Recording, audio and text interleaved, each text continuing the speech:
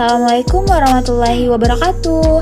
Perkenalkan, nama saya Lola Maharenisa Putri dengan NIM 2205 1204 147. Pada video kali ini, saya akan mempresentasikan tentang model infrastruktur jaringan.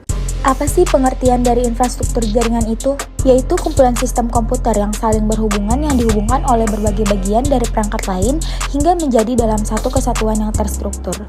Yang terbagi menjadi dua, yaitu jaringan komputer dan sistem terdistribusi. Jaringan komputer adalah sebuah kumpulan komputer dari peralatan lainnya yang terhubung dalam satu kesatuan.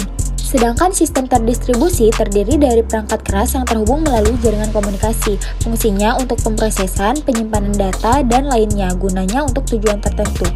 Yang selanjutnya adalah pembagian jaringan berdasarkan cakupan jangkauan geografis. Yang pertama adalah jaringan LAN atau Local Area Network. Jenis jaringan ini mencakup area terbatas seperti sebuah ruang gedung, kampus, atau lokasi yang relatif kecil. Yang selanjutnya ada jaringan PAN atau Personal Area Network. Jaringan ini digunakan untuk berkomunikasi dan transmisi data ke berbagai perangkat pribadi seperti komputer, telepon, dan lain-lain. Yang selanjutnya adalah jaringan MAN atau Metropolitan Area Network. Biasanya hanya mencakup area perkotaan atau metropolitan yang lebih luas. Next adalah jaringan WAN atau Wide Area Network. Mencakup area yang besar seperti jaringan komputer antar wilayah, kota, atau bahkan negara. Selanjutnya adalah pembagian jaringan berdasarkan aksesnya. Terbagi menjadi dua, yaitu internet dan juga intranet. Internet adalah jaringan akses yang mencakup seluruh dunia dan tidak memiliki batasan. Nah, sedangkan intranet, jaringan akses ini bersifat terbatas, hanya dikelola oleh perusahaan maupun organisasi.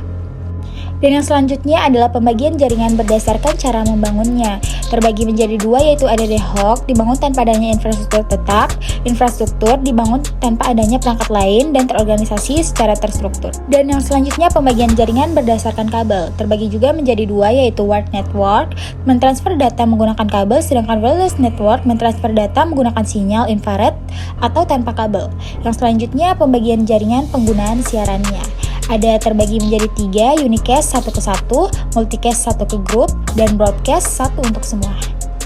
Oke, yang terakhir kita akan membahas tentang topologi jaringan. Apa sih topologi jaringan itu? Itu cara yang digunakan agar bisa menghubungkan satu komputer dengan komputer lainnya dan bagaimana data bisa mengalir dengan baik. Topologi jaringan terbagi menjadi 6. Yang pertama adalah bus topologi. Kelebihannya adalah biaya instalasinya yang sedikit murah, penambahan klien dengan mudah, dan topologi yang sangat sederhana. Sedangkan kekurangannya adalah jika salah satu kabel putus, maka akan mengganggu komputer workstation. Proses mengirim dan menerima data kurang efisien dan juga sangat jadul untuk dikembangkan. Selanjutnya adalah star topologi. Kelebihannya adalah apabila salah satu komputer mengalami masalah, jaringan pada topologi ini tetap berjalan dan tidak mempengaruhi komputer yang lain. Dan juga bersifat fleksibel. Sedangkan kekurangan topologi star adalah cukup membutuhkan banyak kabel dan jaringan ini sangat tergantung pada terminal pusat.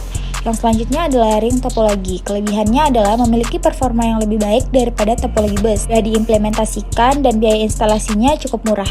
Sedangkan kekurangannya, jika salah satu koneksi putus, maka koneksi yang lain juga ikut putus. Di topologi ini biasanya terjadi collision atau tabrakan data. Dan troubleshootingnya juga dibilang cukup rumit. Yang selanjutnya adalah mesh topologi. Kelebihannya adalah keamanan pada topologi ini bisa dibilang sangat baik. Sedangkan kekurangannya adalah proses instalasi jaringan pada topologi ini sangatlah rumit, membutuhkan banyak kabel, dan memakan biaya yang sangat mahal. Oke, baik, yang selanjutnya adalah hierarchical topologi. Keuntungannya adalah lebih mudah di manajemen karena terdapat pusat dalam tingkatan masing-masing dapat menjangkau jarak yang lebih jauh. Sedangkan kekurangannya adalah jika titik pusat mengalami masalah, seluruh jaringan akan terganggu dan memerlukan biaya tambahan untuk kabelnya.